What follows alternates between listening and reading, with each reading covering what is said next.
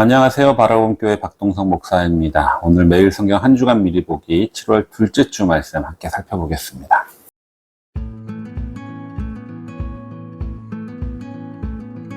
먼저 예레미야에 대해 잠깐 설명을 드리겠습니다. 예레미야는 남유다가 멸망하던 시기에 활동했던 선지자입니다. 이스라엘은 솔로몬 이후에 남유다와 북이스라엘로 나뉘었죠. 그리고 북이스라엘이 기원전 722년에 먼저 멸망을 하고 나서 남유다가 기원전 580년에 멸망을 하는데요. 이때 활동했던 선지자가 바로 예레미야입니다. 그 당시 남유다는 남쪽에는 이집트가 있었고 북쪽에는 아수르가 있다가 멸망한 후에 바벨론이라는 국가가 세력을 키워가고 있었습니다. 남유다는 초반에는 아수르와 이집트를 의지하다가 아수르가 멸망한 이후에는 바벨론의 위협 앞에서 이집트를 의지하면서 국권을 유지하려고 합니다. 이때 예레미야가 활동했던 시기입니다. 당시 유다는 대부분이 친이집트적 성향을 가지고 있었는데 예레미야는 유다는 멸망할 것이고 그나마 피해를 최소화하는 것은 바벨론에게 항복하는 것이다 라고 외쳤습니다. 하지만 예레미야의 선포는 받아들여지지 않았고 결국 예레미야는 자신의 조국이 멸망하는 것을 눈으로 보게 되는 거죠. 예레미야의 전체적인 구조를 설명하는 것은 신학자들도 많이 어렵다고 합니다. 예레미야서가 예레미야 자체가 일관되게 진술한 내용을 쭉 쓴 것이 아니라 그때그때 했던 그 설교문들을 모아놓은 책이기 때문입니다. 그마저도 시간 순서로 배열되어 있는 것도 아니고요.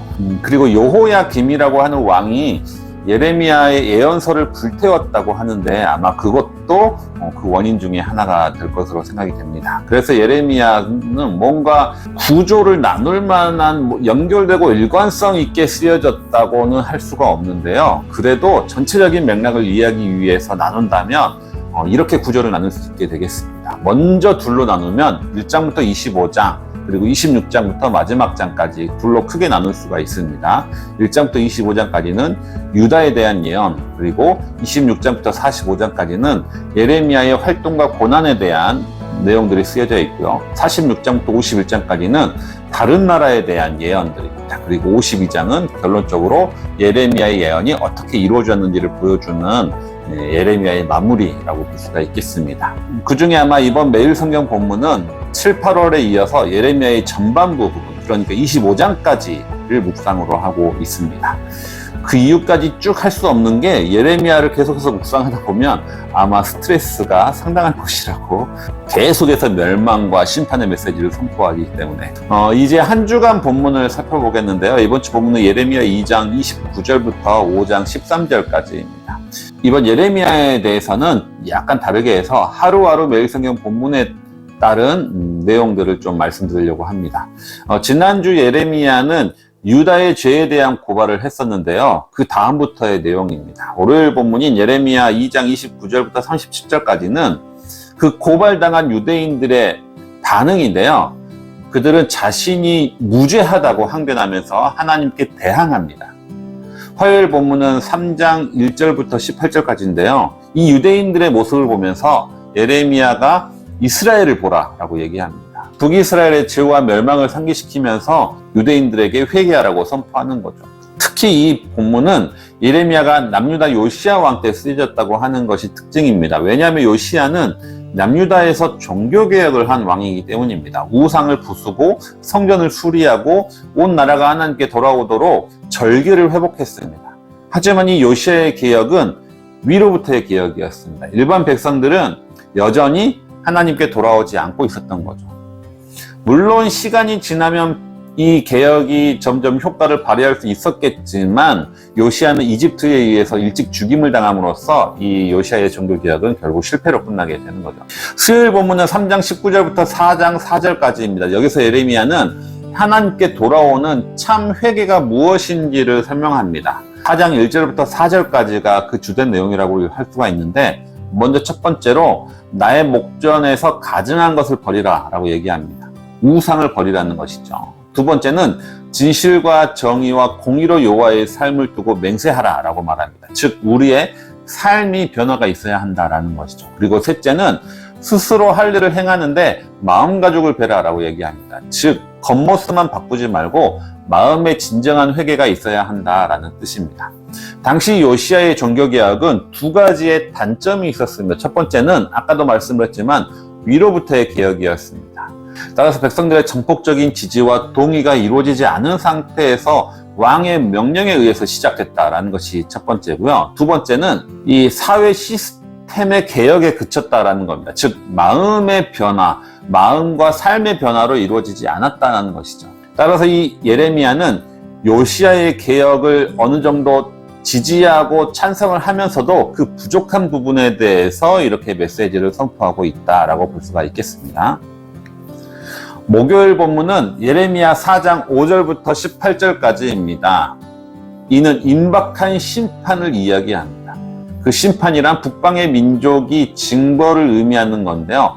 깃발을 세우라, 도피하라, 지체하지 말라 이런 식으로 이야기를 하면서 그 심판이 얼마나 가까워졌는지를 강조합니다. 그리고 그 임박한 심판 앞에서 속히 회개하라라고 경고하는 내용입니다. 금요일은 예레미야 4장 19절부터 31절까지인데요. 이때는 선지자 예레미야의 탄식을 그 주된 내용으로 합니다. 예레미야는 유대인들의 죄와 그들이 멸망할 것이라고 선포하지만 그 선포하는 예레미야 마음 역시 상당히 고통스럽다라고 토로하는 거죠. 우리는 이 모습을 통해서 공동체의 회개를 선포하고 죄를 말하는 그 마음가짐이 어때야 하는지를 알 수가 있습니다. 남의 죄를 지적하는 것을 즐기고 기뻐하고 통쾌해야 하는 사람은 사실 그런 메시지를 선포하면 안 되는 거죠. 오히려 그 아픔이 나의 아픔처럼 느껴지는 사람만이 타인에게 회개를 촉구할 수가 있습니다. 또 하나는 유대인들의 죄의 결과가 단순히 유대인들에게만 미치지 않는다는 것도 알 수가 있습니다. 땅과 하늘, 산과 새들까지 인간의 죄로 인해서 고통을 당하게 되는 거죠. 우리가 현재 겪고 있는 생태적인 위기가 역시 인간의 죄의 결과임을 기억해야 할 것입니다. 토요일 본문은 예레미야 5장 1절부터 9절까지입니다. 이미 유대인의 죄가 입증되고 이제 그 결과를 마주하고 있는 상황에서 하나님은 예레미야에게 예루살렘에서 의인 한 명이라도 찾아보라라고 말합니다. 의인 한 명이라도 찾으면 용서하겠다라는 거죠. 하지만 결국은 그 한 명도 찾지 못하게 됩니다.